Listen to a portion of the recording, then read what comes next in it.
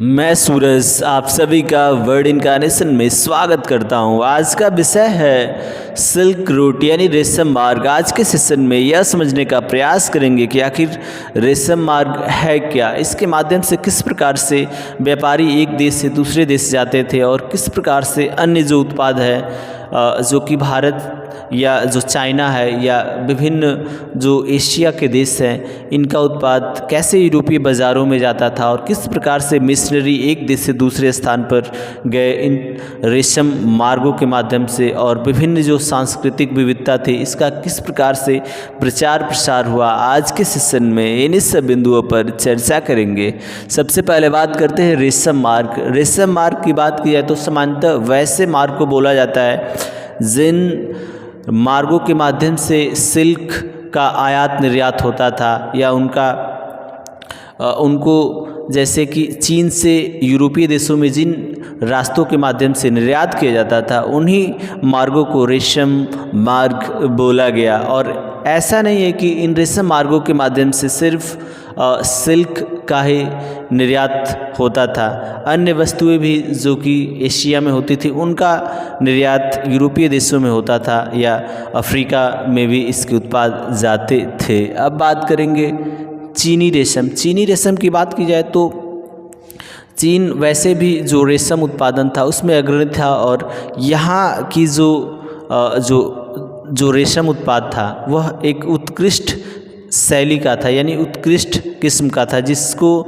जो यूरोपीय लोग थे पहनना बहुत ही पसंद करते थे। और इसको पहनना जो कि चीनी रेशम से जो कपड़े बने होते थे वे अपनी शान शौकत समझते थे, इसलिए चीन का जो रेशम था विश्व प्रसिद्ध था। और जिन जिन रास्तों से चीनी जो रेशम था उसका निर्यात किया जाता था विभिन्न देशों में, तो उन्हीं रास्तों को सिल्क रूट बोला गया।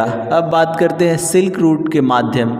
सिल्क रूट की बात की जाए तो ऐसा नहीं है कि सिर्फ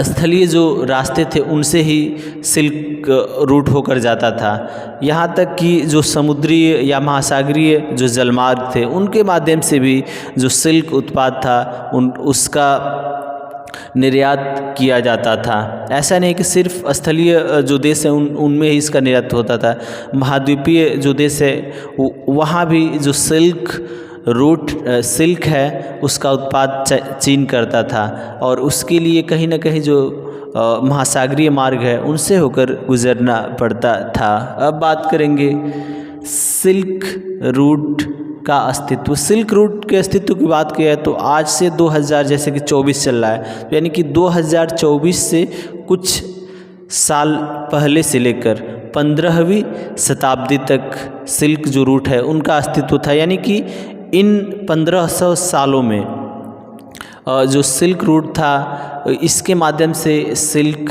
का आयात निर्यात होता था, और अन्य वस्तुएं भी जो भारतीय थी उनको या अन्य जो एशियाई वस्तुएं थी उनको यूरोपीय बाज़ारों में निर्यात किया जाता था, और उनके बदले वहाँ से सोना चांदी आता था। और ऐसा नहीं है कि जो भारतीय उत्पाद है या चीनी जो सिल्क है इनके बदले सिर्फ यूरोप से ही मतलब पैसे या सोने चांदी आते थे, अफ्रीका से भी आते थे, और अफ्रीका के भी साथ भारत का या चीन का व्यापार होता था। अब बात करते हैं भारत में उपजे बौद्ध धर्म और सिल्क रूट। बौद्ध धर्म का सिल्क रूट से बहुत ही गहरा संबंध है, क्योंकि सिल्क रूट के माध्यम से ही जो बौद्ध धर्म का प्रचार प्रसार हुआ, और आज देखेंगे तो भारत से कहीं ना कहीं ज़्यादा जो दूसरे तमाम देश हैं जो बौद्ध धर्म के अनुयायी हैं, और इन सिल्क रूट के माध्यम से ही जो बौद्ध धर्म के जो धर्म गुरु थे वे विभिन्न देशों में गए, जापान में, चीन में, भूटान में या अन्य देशों में। तो इन्हीं सिल्क रूट के माध्यम से वे लोग इस जो बौद्ध धर्म है इसका प्रचार प्रसार किए, क्योंकि जो भारत का उत्तरी भाग है इन्हीं क्षेत्रों में बौद्ध धर्म का आविर्भाव हुआ था। अब बात करेंगे ईसाई मिशनरी का आगमन। जब सिल्क रूट की स्थापना हो गई थी और जो भी वस्तुएं थी या सिल्क था इसका आयात निर्यात होता था, तो इसके माध्यम से तमाम जो मिशनरी थे वे एक देश से दूसरे देश जाते थे अपने धर्म का प्रचार प्रसार करने के लिए, और इस सिल्क रूट के माध्यम से वे लोग तमाम देशों में गए और यहाँ तक कि इन्हीं सिल्क रूट के माध्यम से भारत में भी अपने धर्म या ईसाई धर्म का प्रचार प्रसार करने के लिए भारत में आए।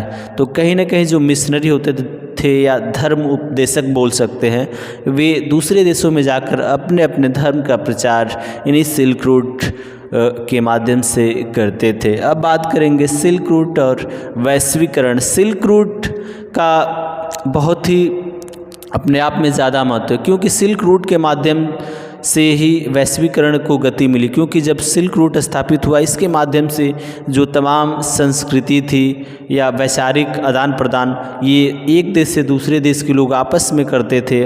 और तमाम तरीके के उत्पाद की भी बात की जाए तो जैसे आलू हो गया या अन्य खाद्य पदार्थ, ऐसा नहीं है कि इसको हम सोचते हैं कि हमारे देश का, ऐसा नहीं, ये दूसरे देशों से लाई हुई सब्जियां हैं और हमारे यहाँ से बहुत सी ऐसी चीज़ें हैं जो दूसरे देशों में गई है। तो इस प्रकार से जो वैश्वीकरण है उसकी गति को तीव्र करने में सिल्क रूट का एक अपना अहम रोल था। धन्यवाद।